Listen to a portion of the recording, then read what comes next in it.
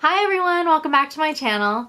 Today we're going to talk about how I was able to get this chair that was marked for $150 for $20. And I'm also going to give you all 5 thrifting tips to make your shopping experience so much better.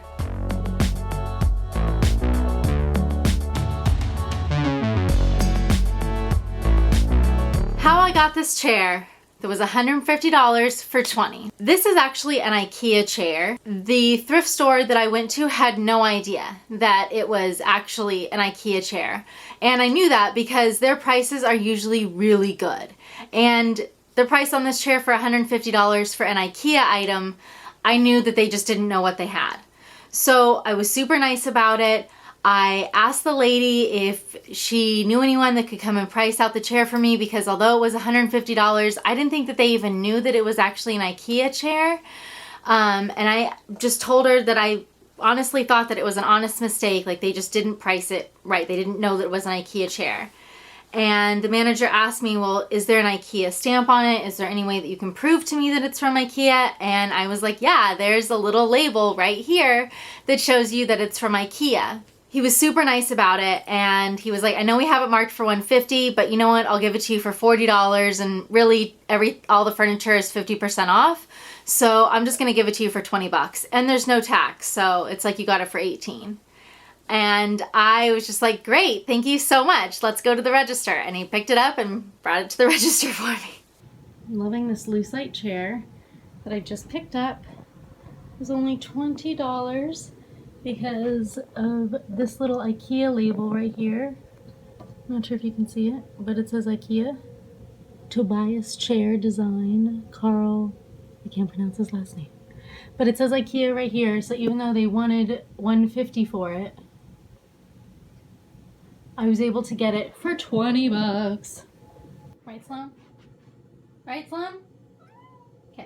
So that's the story of how I was able to snag this chair that was marked for $150 for just 20 bucks. That's kind of the first rule, is to be really nice. Not overly nice, but just be nice as you would want anybody to be nice to your family members that might be working there. I thought that it was an honest mistake. I knew that these guys were not trying to sell an IKEA chair for $150, especially when you can buy it brand new. 80 bucks, 70 bucks, 80 bucks.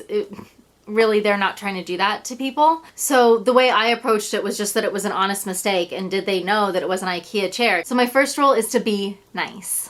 My second rule is knowing your brands.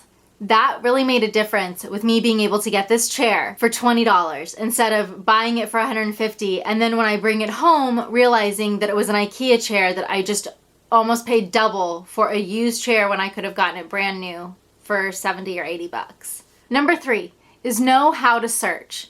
If you don't know what an item is, you need to be able to use Google or some kind of other app to actually find out what you're looking for and what the real original price was. A really good example is this purple chair that my friend Michelle and I found at Goodwill. Now, when we found it, it was marked for, I think, $80, and the guy who was working overheard me say, but what is their tag sale today? They always have a colored tag sale, and whatever tag that is usually 50% off. So he comes over and says, it's a white tag and it's 50% off, and this is a white tag. So the chair is actually $40. I was able to find it online right here. Can you believe the price?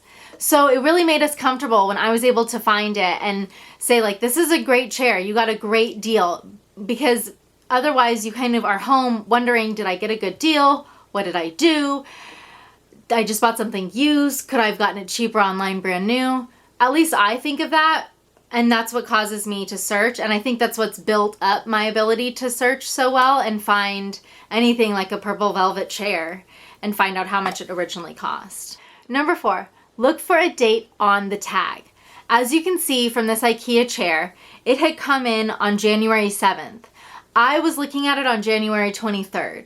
So if you look at the tags on most of the items that are actually out there, they most likely have a date that's on the tag, and that's just to help the store know when that item came in and how long they've had it and if they should be putting it on sale.